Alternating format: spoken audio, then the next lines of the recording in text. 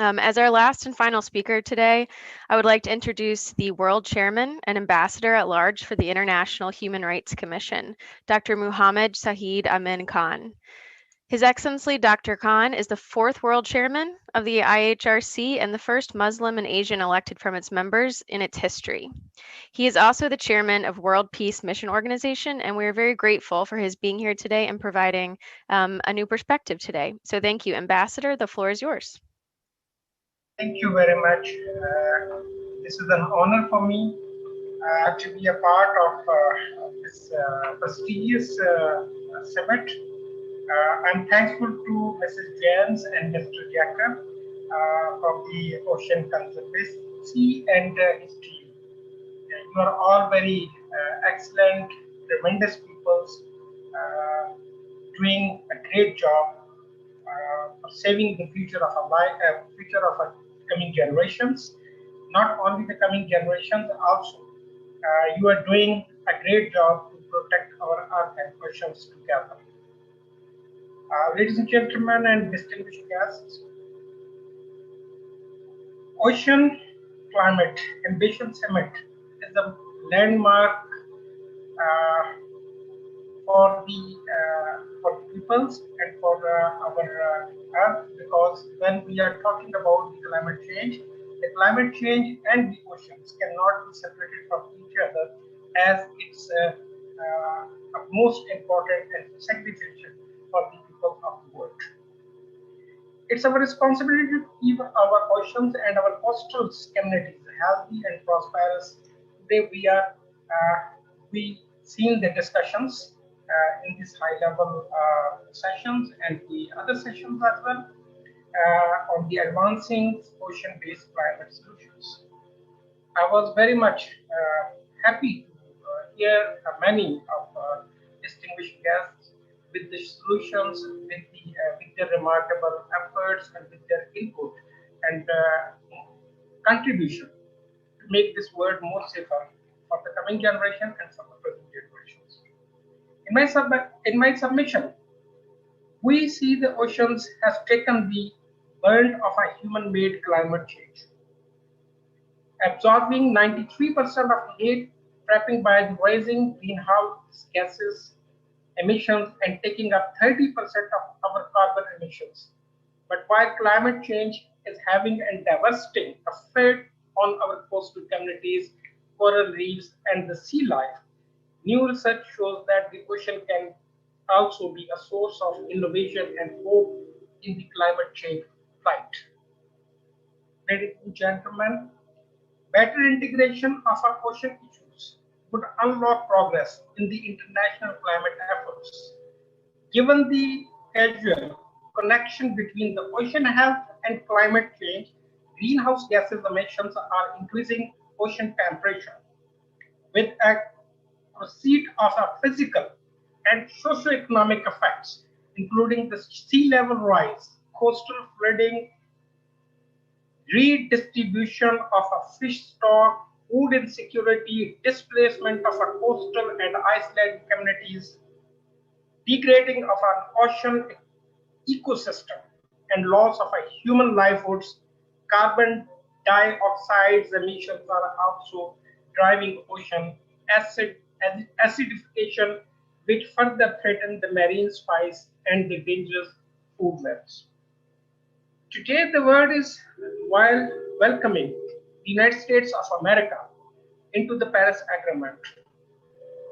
We also looking forward, as today I think the President Joe Biden has announced the climate policy.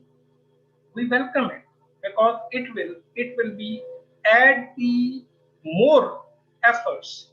Today, the governments are making their pledge. That pledges is not enough for us because if you will see, the young generation are on marches, on strikes, and they are waking up us, the older generation, to be wise towards our climate, towards our earth, and towards our oceans.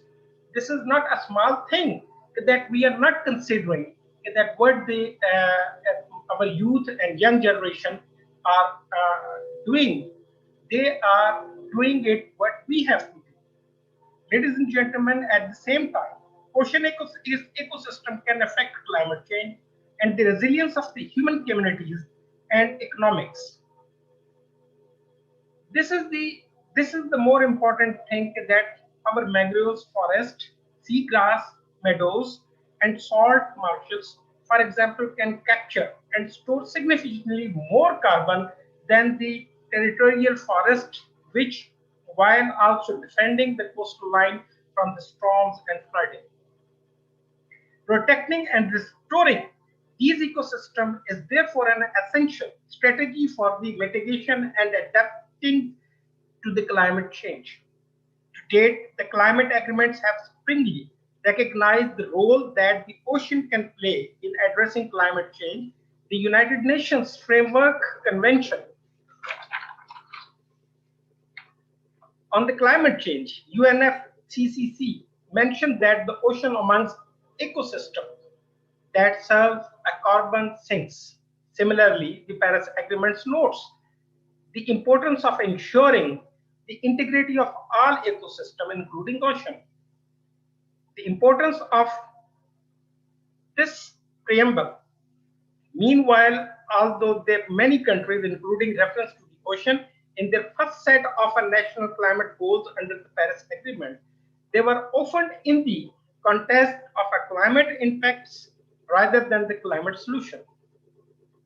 In my opinion, today, world must accelerate efforts for addressing the following points of our coordinating efforts and as a collective responsibility toward the ocean-related climate issues. Reversing the loss of a blue carbon ecosystems. Two, addressing the ocean acidification, creating and managing the marine protected area, promoting the food security, collaborating on the green ports and reducing the shipping emissions, supporting the green infrastructure for coastal protection, cooperating and survival plans for climate-threatened marine species. And the most important, at the last, establishment of an adaptation center for ocean climate. This is the most important. Few days back, I was in a World Summit climate invited by the Prime Minister of Netherlands. For climate change, there is an adaptation center, and adaptation has been taken up by the many countries. But for the ocean, we have to focus that there should be adaptation center to be established, which should address the impacts of ocean life and oceans issues in related to the climate change. Despite the significant role that the ocean plays in the mitigation and adapting to climate change, the ocean is still not a mainstream topic for the climate diplomacy, which we have to strengthen it. If we are not going to strengthen the climate diplomacy, in the climate diplomacy, the ocean integration, then it will be our more disastrous step. Climate policy globally, which could be the next major step forward in the international climate efforts. Ladies and gentlemen, it's an honor to hear all the solution, but my fellow colleagues has been given here. I am letting you know that the Pakistan government of Pakistan has stepping up the coastal line and marine life, and they have invested in many forms to protect our coastal line, which is more than 800 kilometers. And we are developing the ecosystem to protect the marine life into our coastal lines, and we are stepping up with the world and to invest into the climate issues. I mean, for example, we are stopping up the coal plants by 2030. We had planted the billion tsunami tree project effectively. which has been addressed by the whole world by the appreciation remarks. We, being as a human, being as a part of this earth, we have a responsibility to go beyond the means. We have to educate our children. We, from the small step to the largest step. Let us discuss also that how much small steps we can take up on a national level, on a community-based level, which can affect this the system, ecosystem. So this is my humble submission to all of you. Thank you very much once again. I'm appreciating the whole team of the Ocean Conservancy. They are doing a dynamic efforts. International Human Rights Commission is standing along with all of our young generation, those who are advocating for the climate change and ocean protection, as well as to you.